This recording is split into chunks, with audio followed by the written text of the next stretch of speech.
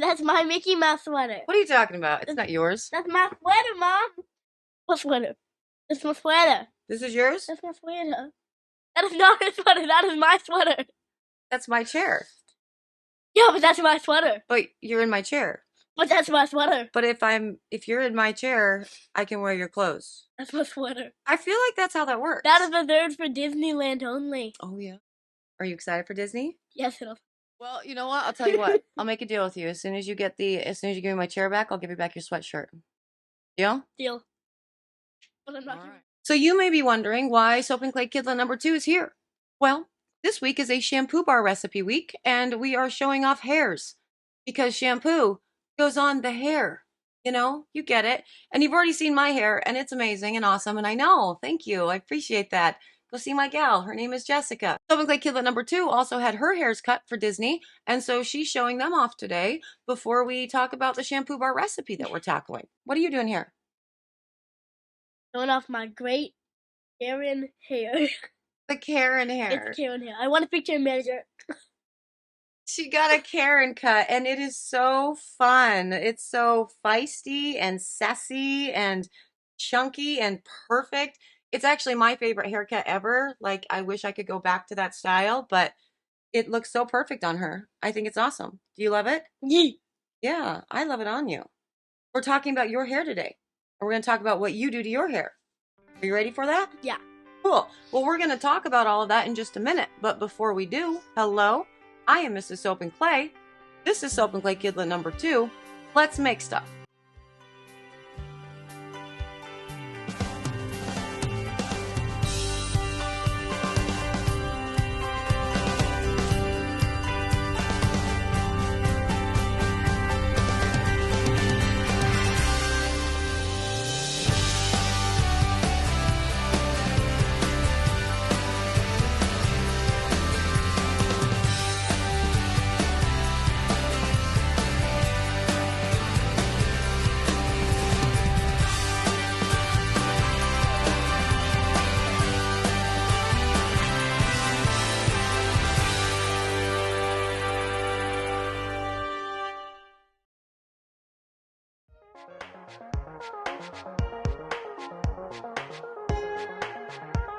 How's it going, Sudsers? Welcome back to the channel. You are at Soap and Clay, where we make all the soapy things. And you are here for week 21 of year 3. And this week is a shampoo bar recipe week. And we have Soap and Clay Kidlet number 2 here. I'm here to show off my awesome hair.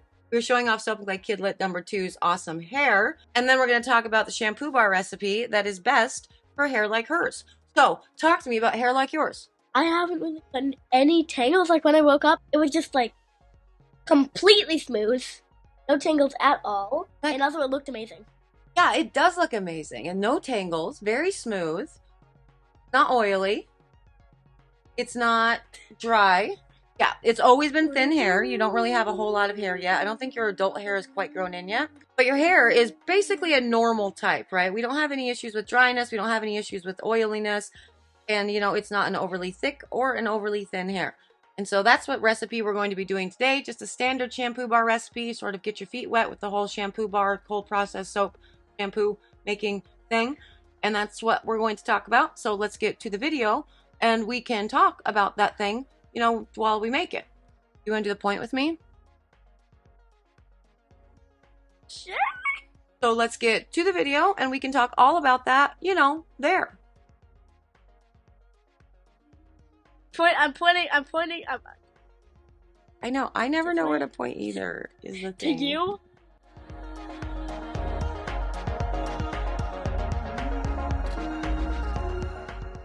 Oh my gosh, isn't she the cutest? I know, I love her too. So, type 2, goals, to remove buildup, to shine, to strengthen, and to also help out with, you know, thin hair. So we're working with cocoa butter, avocado oil, olive oil, coconut oil, and castor oil, and the extras are going to be the aloe lye solution, so using aloe in place of water within the lye solution, and kale and clay, boatloads of that, which will be included in the actual oils for the soap, for the, you know, shampoo bar. And the percentages are as follows. So we are looking at 40% coconut oil, 30% olive oil, 15% avocado oil, 10% cocoa butter, 5% castor oil, with a 5% superfat. And the kaolin clay would be included just like yesterday at a 1%, you know, essentially. So as I said, I have been putting them into my lye solution these days. I quite like doing that, putting the clays and really anything else that, especially if it's a simple bar, you know what I mean? And so the reason why I selected the oils and the butters that I did for this, first up, the cocoa butter, it's going to help moisturize the hair. It's going to help with the hair shine, but it's also going to protect without weighing the hair down, which is very important. And the avocado oil is really, really good because of, you know, the vitamins in an avocado oil. It's going to be good for damaged hair as well as for dry hair. A lot of the things that I notice, at least with Soap and Clay Kidlet number two's hair, is that we can get flyaways and it can get kind of dry. So we want to make sure to, you know, combat that as much as possible. Olive oil is going to help with the dullness. Just like yesterday, coconut oil and olive oil can be an interesting thing for people with dandruff. As I stated yesterday, can be a difficult thing for people that are already prone to dandruff. But since this is specifically kind of just for regular hair or maybe thin hair that doesn't have any sort of concerns with, you know, a scalp that needs some pH balancing, I can go a little bit deeper within that coconut and that olive, which is why the olive is sitting at 30%, because it really does help with the shine as well. So, you know, that plus the cocoa butter would be awesome to help out with the, you know, shine. And the coconut oil, obviously, that's going to help out with the bubble, but it's really good for dry hair or hair that is thin in that it's going to, you know, kind of help strengthen and build up. The castor oil is going to be incredibly hydrating. It's also going to help seal that shaft, so it's going to reduce the damage and potential split ends and all of the jazz. And then the aloe solution within the lye, it's a really excellent thing to include into a, you know, shampoo bar recipe because it does help with the dry scalp, but it also does stimulate the healthy hair growth. And that is good if you're looking at, you know, thinning hair and whatnot to, you know, help out. Every little bit goes to boost that. And kaolin clay, I didn't really talk about this a whole lot in yesterday's video, kind of ran out of time, but generally kaolin clay is going to be more beneficial for the scalp than for the hair necessarily. Although there are a lot of people who use kaolin clay as just a dry shampoo, which is very fun, but really it's just going to help cleanse the scalp and, you know, balance the hair and smooth the hair out. So it can be a very good thing for that, especially considering we're dealing with type 2.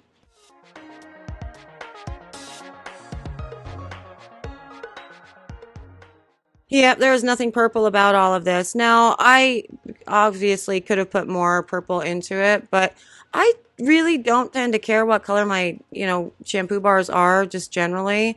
I do like to have them different colors so I can tell the difference between them, you know, when I'm labeling them and packing orders and all the jazz. But for the most part, I don't care a whole heck of a lot. I have achieved a very beautiful purple using natural colorants, though, for this particular bar in the past, and I should probably continue to do that. But since I've been showing you guys essentially nothing but micas for the entirety of this channel, like that's all I show you is micas, we very rarely get into the natural colorants, and if we do, it's just like a clay. I'm kind of holding on to that for this upcoming natural colorants playlist deep dive that we have going on, and we're going to test all of these cool things. And so we'll do the purple at that point, really. But for this particular soap, just like with yesterday, it will go into the oven to be C-popped and gelled. I made too much for this, you know, stupid, way not worth your money column mold from Brambleberry. And so I had to put the rest into a tray mold. And I hate the tray molds just across the board. I've never had a good experience with the tray molds. I don't think that they're really quite, even if you fill them all the way to the brim, I don't feel like they're quite wide enough, thick enough to finish bar. And two, getting the top smoothed out without scraping them from one to the other, and then I just feel like a perfectionist. I'm feeling like Rissa, you know, and Twisted with their perfectionist stuff, and then I get stressed out because I understand that I am still me. I am not a perfectionist. See? And then look, I made a divot in the other, like, this is not, I am not this person, you know? So point is, at the end of the day, with these stupid tray molds, I have to go ahead and plane them off anyway, and that's not fun for me. So I prefer to not use them ever. But also, I suppose they're good to have just for situations like this. Although mostly I have the little teeny tiny molds out for situations like this, and I make little sample bars with the excess, but I don't know. I felt some kind of way about it and felt like I needed to get 3 more shampoo bars out of this, and I shouldn't have. It's very silly, but that's what it is. This does get C-popped and gelled because that's what I do. That is how I roll with everything that I do. So let's go and do all of that and get these in the oven, and then we can check out the end product and see if the C-pop and or gel managed to get that color, that purple, prettier. Spoiler alert, it really absolutely does not. That is not a thing.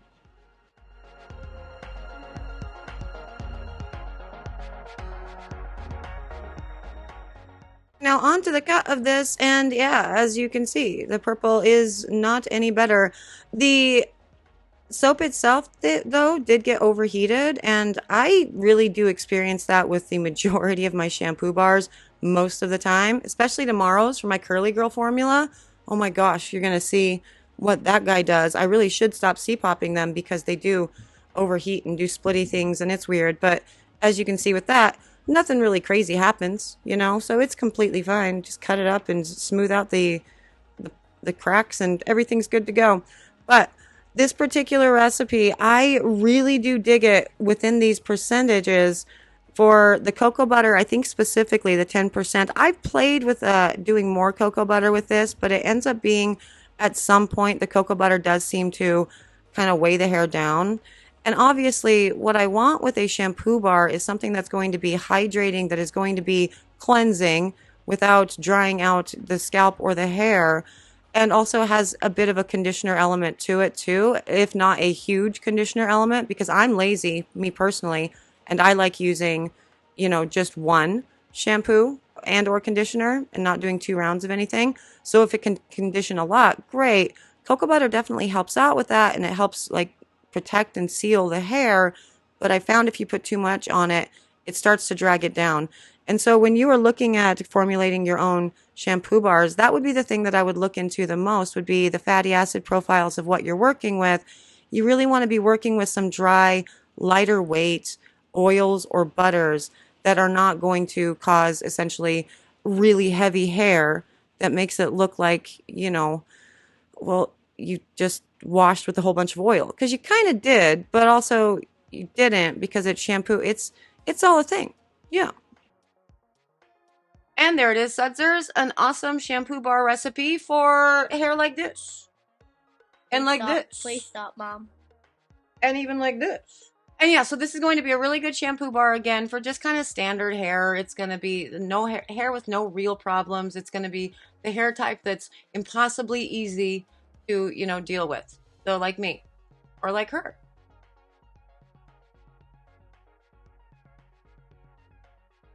Hi. Hi. Now, I want you to look at the camera and tell them anything you want to tell them before we go. It doesn't even have to be shampoo bar related. You should consider going to Jessica. She's a great barber. She did this to my hair. Just tell her, do whatever you want, and then fine. Yeah, that's it. Because that's the trick, right? It's you have to go to Jessica first because she's just an amazing person and so good at hair. But also you need to just tell her to do whatever she wants. Yeah. And that's how we got our awesome hair, right? Yes. Yeah. This is like brown on one side. And highlights on one side, like side. Yeah. Brown and. So we're gonna head out, but thank the peoples, thank you Sudsers for existing, for being here. Everybody give Scout a big, massive, you know, your hair looks so cute, and you know your best, whatever support. You know, you get it, because look, she's here and she's awesome. She's also doing that, so that's fun too. And yeah, I am out of here, but I will see you guys all again tomorrow for another round of shampoo bar recipe, soapy, fun. Bye. Bye. No one knows where to point, so I'm just pointing at you.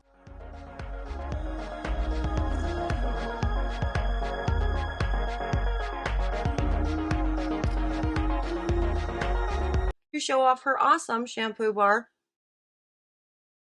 No, I think I'm showing off my hair, not my shampoo bar. It's all like I just have a shampoo bar in my hands right now. Yep. To show off her awesome shampoo bar. Stop it. I did it again. Stop it. I'm here to show off my awesome hair. Because if you look at the video, it's like rewind. You know? It's so weird. So it should be that way. No. You ruined my beautiful locks. Look what I did to me. Oh, I'm gonna fix your. Don't fix me. I'll fix that. I'll fix that. Ow, you got my eye. You. I'm pointing at you. I'm poop.